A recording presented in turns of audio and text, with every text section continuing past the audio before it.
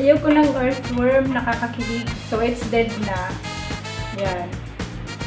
Hugasin na lang natin ito. Ayan. Hindi siya maalis, nakasabit na siya doon. Ayan. Ayan siya, oh. Kawawa naman na luto. Ayan. Wala na siya.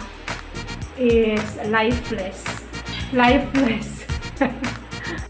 So, what I will do next, buhusan na lang yan. Ew! Ayun! Diretso na siya ilalim na!